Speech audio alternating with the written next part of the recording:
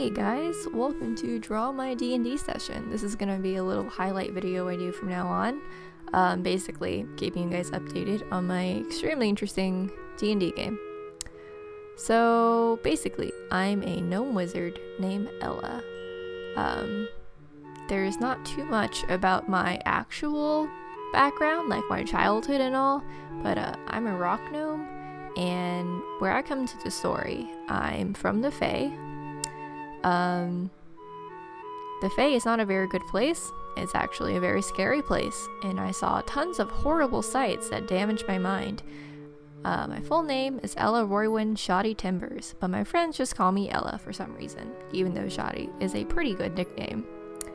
So by the time I come into the story, they rescued me while they were at an orc camp, and that's where I had come out the Fae after a few days. Since the Fae kind of damaged my mind, some things I do don't really make sense, but my friends don't really know that. And I'm not even fully aware that my mind is damaged, although I have a small idea. The all-knowing, all-truth-speaking tree that I met in the Fae gave me a huge burden telling me that the world ends in 547 days by my hands. I could save someone, but I won't because it'll make a better story, is one of my character traits, and that's why I haven't told my friends about this yet. Currently in the countdown, we're at 521 days. And I'm looking for a hero to stop me eventually, though I haven't really quite figured out who I want to hold that burden is yet. Is that English? Yeah. So, fast forward. I ask a merchant how I can make some money, and he tells me to go hunt in the forest. So I run off by myself with one knife, and I find a constrictor snake. And he drags me by my ankle into a bush, and I figure, my dagger's fine. I have really high health, actually, so this will be completely fine.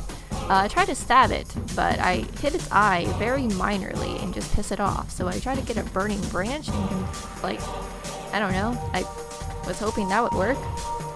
At the time, I didn't know how much health the snake was getting, so I sent a message to my very gorgeous 19 charisma out of 16 possible charisma tiefling friend who kind of looks like a very gorgeous demon, and I told him I was getting killed by a snake at the north of the city Chiba to please help.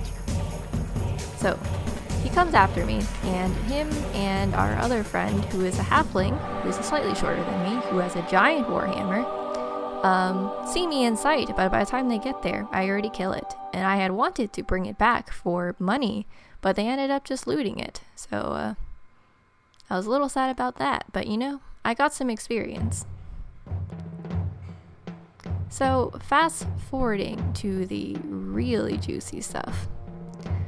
We come up to this town way south, if I'm correct, and it had been where Chris's character and our cleric friend's character came from. The weird thing is, they told us that the place has been taken over by aliens, so when we came back, we were surprised to see it was intact, and it felt very wrong. Chris's character soon found out, though, that the buildings were made of flesh. The people were actually dismembered with their organs falling out, and it was all just a psychic illusion.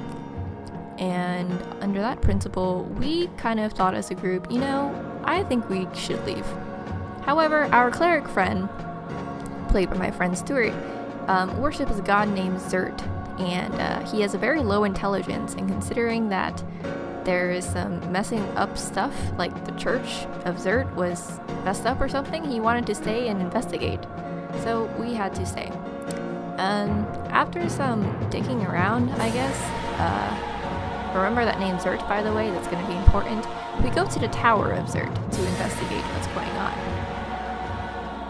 We go in, find out it's imbued with Fey magic so much that my mind starts unraveling again, and I start flipping out and stuff, and so that happens. I have hallucinations of being back with the tree, and then we find an imp guy and a siren who charms my cleric friend, who is actually gay, so she turns into a very handsome person, so he can charm our cleric friend.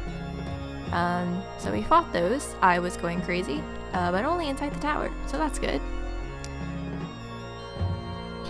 fast forward around the end of our session, our very gorgeous tiefling friend gets possessed by an artifact of Zert.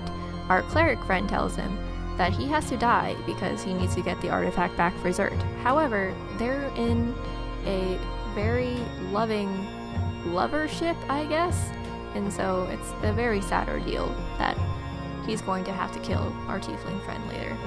I think after a little bit, I had a traveling friend whose name was Zert, which is mind-blowing because isn't that the god that our cleric friend was worshipping?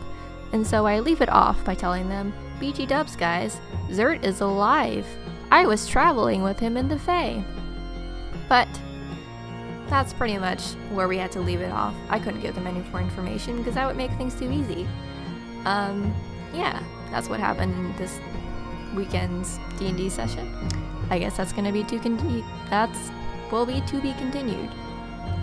Thanks for tuning in, and let me know if you guys like these, and I'll make more of them.